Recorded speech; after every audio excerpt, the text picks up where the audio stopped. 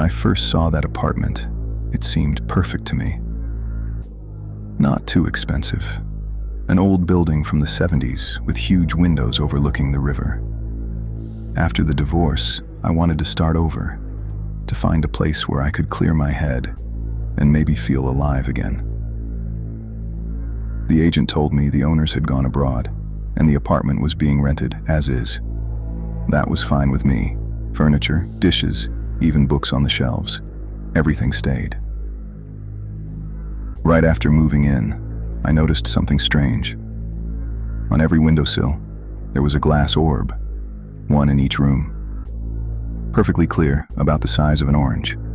No decorations, just smooth, heavy glass, placed exactly in the center of each sill, like a display. I figured it was just some design thing and didn't think much of it. The first week was quiet. I worked from home, took walks in the evenings, sometimes stood by the window, especially at sunset when the river turned red and the light filled the room. Everything was peaceful, until the sound started. At first, I thought it was the neighbors upstairs, a faint clicking, almost like someone gently tapping a fingernail against glass. But after a while, I realized it wasn't coming from above. It came from the windows. I turned off the light and listened. Click. Like someone touching the window from the outside. But the neighborhood was quiet. And as far as I knew, I was the only one living in the whole building. I grabbed my flashlight and stepped closer to the window. Outside, only darkness and my own reflection. I told myself it could be the frame expanding from the temperature, or maybe the wind, though the night was perfectly still. A few days later, I started recording at night, just to prove to myself that nothing strange was happening. The first night, silence. The second, the same. But on the third recording, about a week later, I heard something that still makes my skin crawl when I think about it. At first it was only background noise, a faint hum from the street outside, nothing unusual. Then, at around 3:17, I heard it. 3 soft, metallic taps. Silence. For a moment, I thought maybe the recorder had stopped working. But then, right after that, I heard something else. Something small. Something close. A breath. Slow and steady. So close. Like someone was standing right beside the microphone. I froze. My whole body went cold. I didn't move. Didn't even breathe. And then, it hit me. I live alone. I played that part again and again, 10 times, maybe more, trying to make sense of it. Maybe the mic picked up air from the vent, or caught some kind of interference. But no, the sound was too clear, too real. And then it hit me. It came from the window. I stood there for a moment, just listening, trying to convince myself it meant nothing. But I couldn't. So I went to check the glass orbs. One of them, the one in the living room, looked different. It wasn't clear anymore. It was cloudy, like fog had formed inside. I picked it up, and the moment I touched it, I felt something move. It was faint, a small vibration, deep inside, like a pulse. No, like a heartbeat. My fingers went cold. I dropped it. It didn't break. It just hit the floor once, bounced softly, and rolled back to the windowsill. And I just stood there, watching it settle, feeling my heart beat so loud it almost drowned out the silence. I couldn't shake it off. That feeling that something was wrong. So I called the agent. He picked up after a few rings, sounded half asleep. I tried to sound calm, but my voice was shaking. I asked if he knew anything about the people who lived here before. When he finally spoke, his tone had changed, quieter, cautious. He said the family lived there until 2020, then they just left.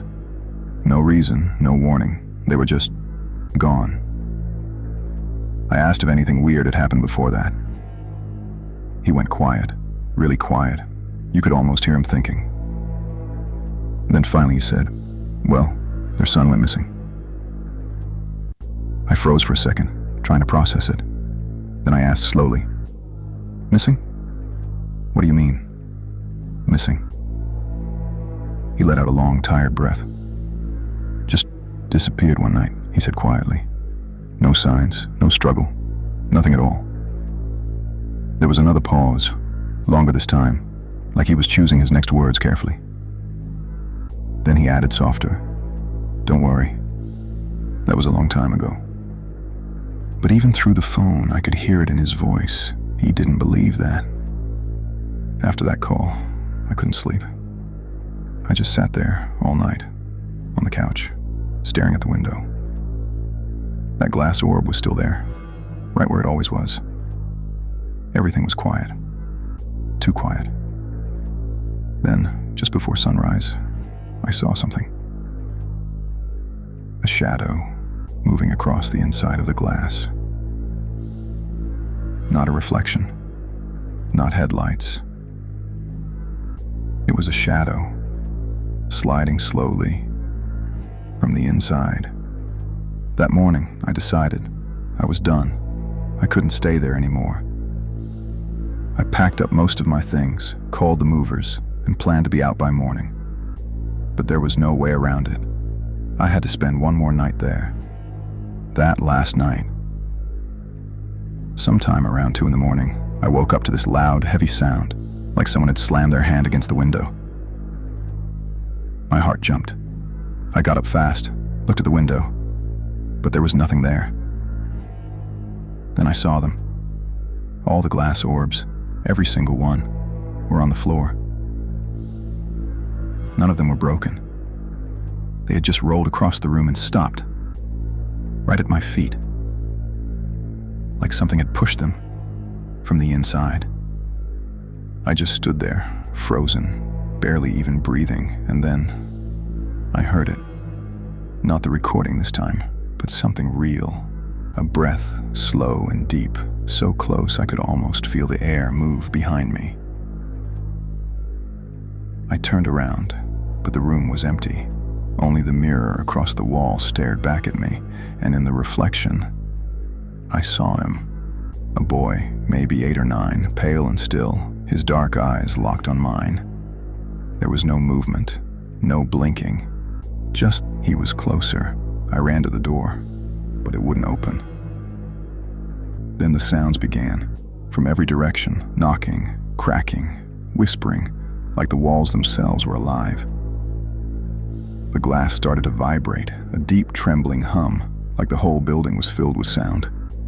And then, silence. Absolute silence. The orbs were back on the windowsills, perfectly lined up, as if nothing had ever moved. I opened the door and realized this wasn't my apartment anymore.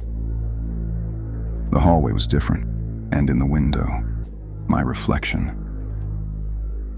Only this time, it wasn't standing here. It was in my old apartment, staring back at me from behind the glass. Now I finally understand why they left and why those glass orbs stayed behind. Each one of them, it's a window, but not to the outside. No, to the inside. I haven't left since that night. Sometimes when the night gets quiet, I see someone walk into the apartment, my old apartment, a new tenant. He looks around, sees the orbs, and thinks they're just decoration. But then, he starts to hear it, that faint tapping on the glass. That's me, trying to tell him, don't look into the reflection. Please, don't, before it's too late.